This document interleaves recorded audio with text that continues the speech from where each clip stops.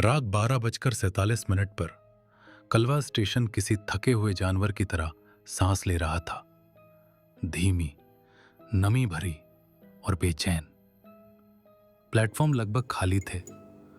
ऊपर लगी ट्यूबलाइटें टिमटिमा रही थी और उनकी आवाज ऐसे गूंज रही थी जैसे कीड़े भिनभिना रहे हों।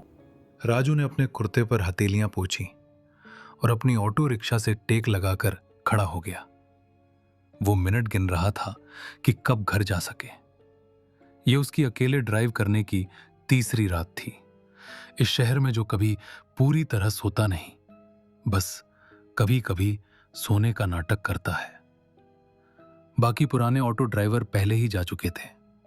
वे हमेशा ऐसा ही करते थे, आधी रात से बहुत पहले चले जाते थे और वही चेतावनियां दोहराते रहते थे जो उन्होंने तब से कहनी शुरू की थी जब राजू पहली बार उनके बीच ऑटो लगाकर खड़ा हुआ था। अगर 12 बजे के बाद कोई लोकल रुके तो उसकी तरफ देखना मत, एक ड्राइवर ने दुपट्टा कसते हुए कहा था। दूसरे ने जोड़ा, और अगर उस ट्रेन से कोई उतरे तो कह देना कि ऑटो खराब है। उस समय राजू हंस पड़ा था। मुंबई कहानियों से भरी हुई है। प्लेटफॉर्म के भूत, नाम फुसफुसाने वाली पटरियां और ऐसे सुरंग रास्ते जो लोगों को निगल जाते हैं। डर, राजू मानता था, सिर्फ उनके लिए है जो उसे पाल सकते हैं। उसे तो सवारी चाहिए थी। तभी हवा का रुख बदला। कहीं दूर पटरियों पर एक आवाज उठी, लोहे का लोहे से टकराना। एक ऐसी लय जो कुछ ज्यादा ही धीमी थी। राजू सीधा खड़ा हो गया। एक लोकल ट्रेन स्टेशन में आकर रुकी। उसके ब्रेक हल्की चीख जैसी आवाज कर रहे थे, जैसे किसी को जगाना नहीं चाहते हो।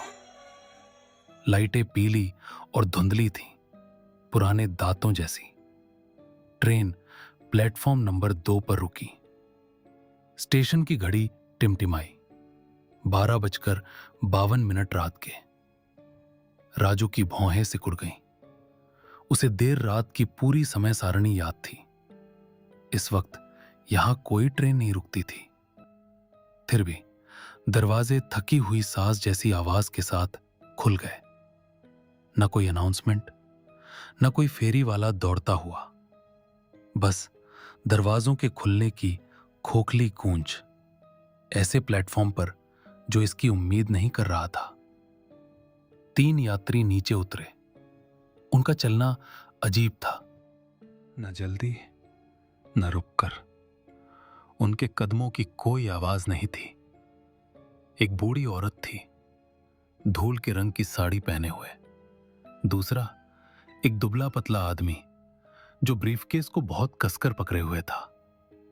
तीसरा आदमी सबसे पीछे चल रहा था। उसने लंबा कोट पहना हुआ था, जबकि मौसम उमस भरा था। उसके जूते चमकदार थे, पुराने जमाने के। उसका चेहरा पीला था, आंखें गहरी और प्लेटफॉर्म की रोशनी में अजीब सी चमक लिए हुए। वो चारों तरफ ऐसे देख रहा था जैसे कोई बहुत पुरानी खोई हुई चीज ढूंढ रहा हो। दरवाजे बंद हो गए। ट्रेन एक पल ज्यादा रुकी, बस एक पल, फिर चल पड़ी और अंधेरे में गायब हो गई, जैसे कोई अधूरा ख्याल बीच में ही गुम हो गया हो। राजू का गला सूख गया। तीनों यात्री ऑटो की तरफ बढ़े। बूढ़ी औरत ने राजू को देखा और तुरंत मुड़ गई। वो बाहर की ओर जाने लगी। उसके पैर जमीन को जैसे छू ही नहीं रहे थे। ब्रीफकेस वाला आदमी 2 खंभों के बीच से गुजरते ही गायब हो गया। तीसरा आदमी राजू के ऑटो के सामने आकर रुक गया। तुम अभी भी काम कर रहे हो? उस आदमी ने कहा। उसकी आवाज शांत और संभली हुई थी, जैसे किसी पुराने जमाने से चुनी गई हो। हां, राजू ने जवाब दिया। कहाँ जाना है? Park street. राजू थोड़ा रुका। कौन सा इलाका है साहब? आदमी हल्का सा मुस्कुराया। रास्ता मैं दिखा दूंगा। उसके बोलने के ढंग में कुछ ऐसा था जिससे लगा कि कोई और जवाब हो ही नहीं सकता। राजू ने सिर हिलाया और इंजन स्टार्ट कर दिया। वे सोई हुई गलियों से गुजरे, बंद दुकानों के सामने से, और सड़क पर अल्प विराम की तरह मुड़े हुए आवारा कुत्तों के पास से। जैसे जैसे वे आगे बढ़े, शहर पीछे छूटता गया। लाइटें कम होती गईं और सन्नाटा पास आता गया। राजू ने शीशे में देखा। आदमी बिल्कुल सीधा बैठा था, हाथ गोद में रखे हुए, नजर सामने टिका है, लेकिन शीशे में उसकी परछाई नहीं दिखी। सिर्फ सीट थी और उसके पीछे का अंधेरा। तुम नए हो? आदमी ने कहा। जी साहब। सड़क संकरी हो गई, पेड़ पास आने लगे। एक तरफ पत्थर की दीवार उठी, कहीं कहीं टूटी हुई और बेलों से भरी हुई।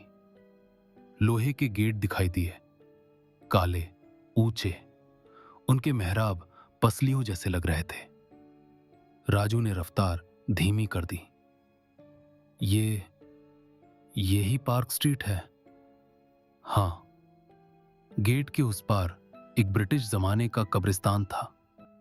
टेढ़ी मेढ़ी कब्रें, काई से ढकी मूर्तियां और ऐसे नाम जिन्हें वक्त ने घिस दिया था। हवा में गीली मिट्टी और जंग की गंध थी। राजू ने गला साफ किया। यहां तो कोई रहता नहीं है साहब। ऑटो रुक गया। आदमी ने धीरे से कहा। यहीं ठीक है, धन्यवाद। राजू ने पीछे मुड़कर देखा। पीछे की सीट खाली थी। न कोई कदमों की आवाज, न दरवाजा खुलने की आवाज, कुछ भी नहीं। राजू की रीढ़ में ठंडक दौड़ गई। वो फौरन बाहर कूदा। दिल जोर जोर से धड़क रहा था और अंधेरे में झांकते हुए बोला, साहब। कब्रिस्तान से हल्की हवा गुजरी, पत्ते सरसराए, कहीं कुछ टकराया, जैसे पत्थर पर सिक्का गिरा हो। सीट पर एक चीज पड़ी थी जिसे राजू ने पहले नहीं देखा था। एक टिकट, पुराना, पीला पड़ा हुआ। उस पर हल्के से लिखा था, गंतव्य कलवा। समय 12:52। राजू लड़खड़ाते हुए ऑटो में बैठा और बिना पीछे देखे वहां से चला गया। अगली सुबह उसने बाकी ड्राइवरों को सब बताया। वे चुपचाप सुनते रहे। आखिरकार एक बोला, पार्क स्ट्रीट सालों पहले साफ कर दी गई थी। उससे पहले वहीं अंग्रेज अपने मरे हुए लोगों को दफनाते थे। अफसर, क्लर्क, ऐसे लोग जो कभी घर नहीं लौटे। दूसरे ने सिर हिलाया और कहा, वो ट्रेन तभी रुकती है जब कोई उसे याद करता है। उस रात के बाद राजू ने कभी आधी रात के बाद ऑटो नहीं चलाया। लेकिन कभी कभी जब नींद नहीं आती तो उसे दूर से किसी ट्रेन के धीमे होने की आवाज सुनाई देती है, ब्रेक की हल्की सी चीख, और वो सोचता है कि आज किसे प्लेटफॉर्म पर उतरना है जो अब भी घर लौटने की सवारी ढूंढ रहा है।